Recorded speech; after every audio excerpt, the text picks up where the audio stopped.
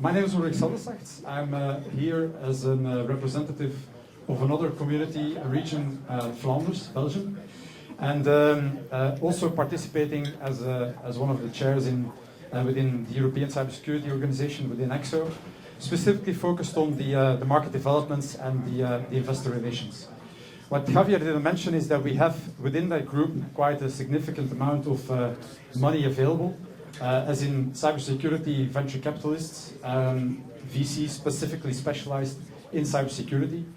But coming over to the US, to RSA, is a learning experience for all of us, both for companies visiting and trying to meet with potential customers, but equally so for CISOs looking out for the next products or ideas.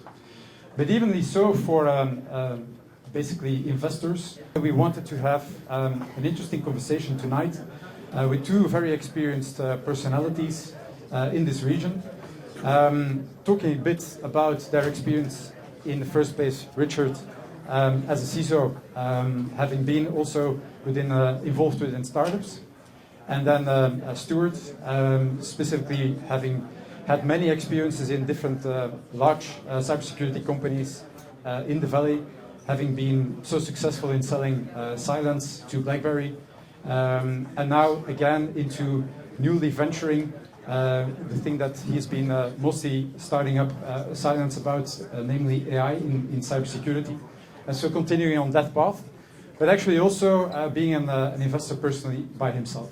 So maybe, Richard, I'll start with you. Can you give us a little bit of a background about resilience and also your role as a CISO within resilience? Sure, thanks. Thanks so much. I know how busy RSA is, and you have a lot of things you can go do when you're visiting from overseas in San Francisco. You've chosen to be here.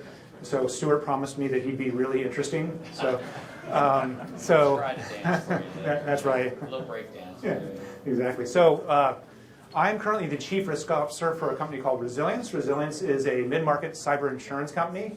I'm there to help build data science, decision science models, assembling a team to do that, to help bring cyber insurance to the next level.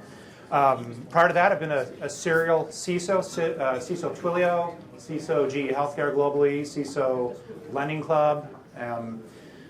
Met you when we were at Kaiser together. Yeah, boys. Kaiser Permanente. Were those the days? Very, very large healthcare. Yeah.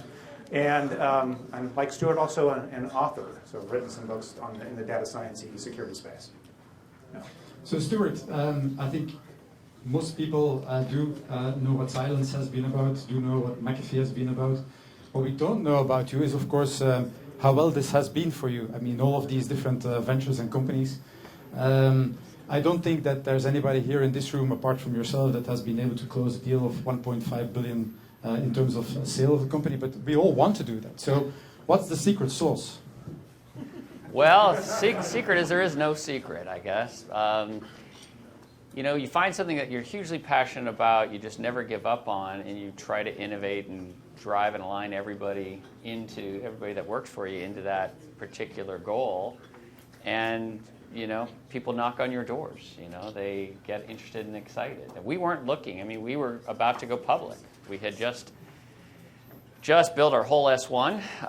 We were ready to go, and they came knocking, and it was just an offer too hard to pass up. So yeah, and that's usually how it works. You know, oftentimes I do sit on other boards, and I do hear from other cyber, as well as just general startup entrepreneurs and founders, and that, you know, it's usually how it works. You really are so focused on just building and getting better and better and keeping the customers super, super happy, and it does tend to attract potential buyers and interested investors and, you know, interested customers, etc. So. Okay, so that's a secret sauce that we definitely all know. Yeah. So that's okay. That's affirmative. Checking the box. Now, okay, when we basically prepared for this evening, we had also a bit of a conversation, and you said, well, definitely we want people coming over to learn something from this evening. And I think there were some very strong suggestions that you gave. I think it had to do with amongst others, the hyper growth capabilities that we are all expecting from our companies. the way that they go to market, or a couple of things. So maybe starting with the last one first. Sure. The best fit to market and the best products out there. How would you describe it, and how would that, for instance, if you now need to go back to a person like Richard, he's your supposed to be customer. Yeah. How would that work? Buyer.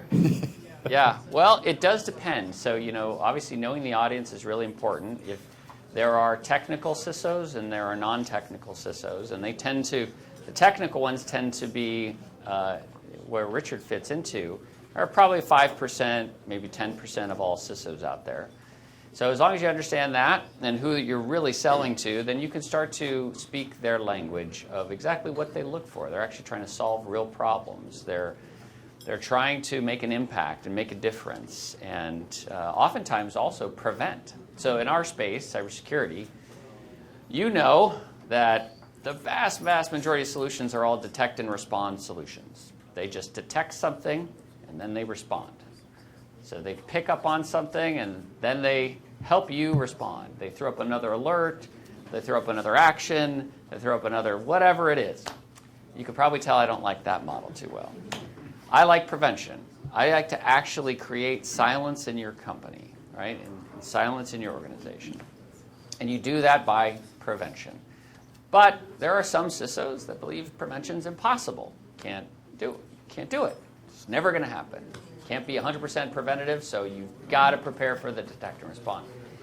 And so just by understanding, first of all, the audience and like who's actually buying and what their interests are, you could go a long way to making sure that those messages get heard, that you are creating self-evident value as soon as you show them the technology, and then you're creating a sense of urgency. Those two things tend to be the secret weapon of any high-flying cybersecurity company, certainly was for Silence.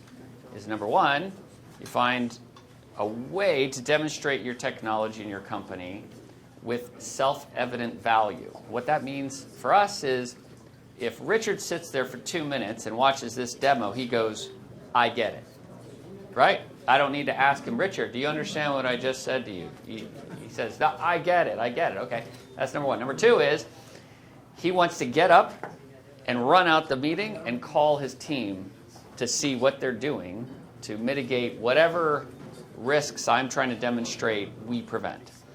And then they usually come back and say, how much are you guys?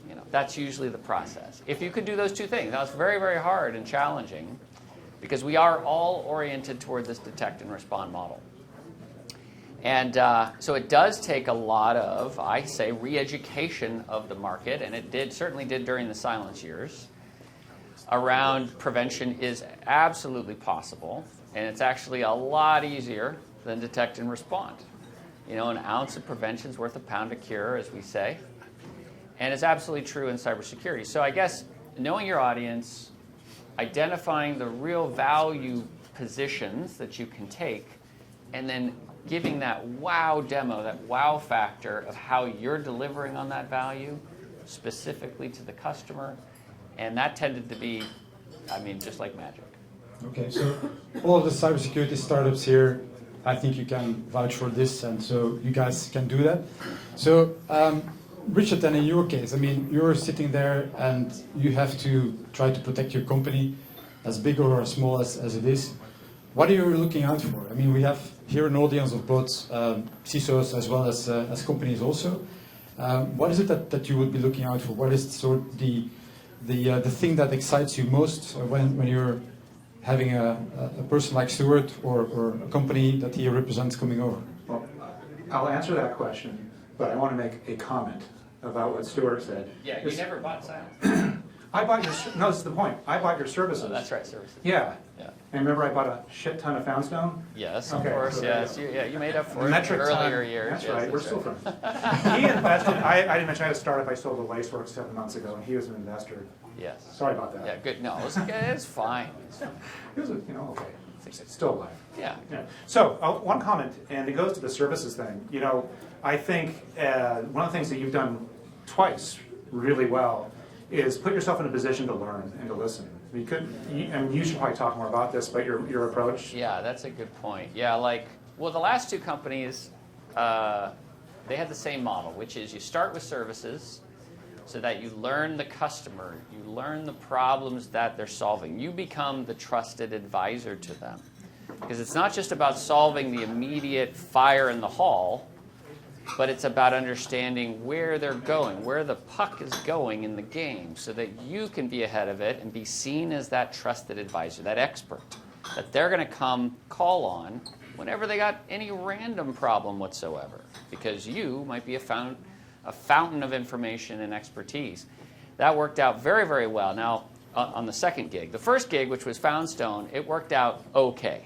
I mean, we became a services-led company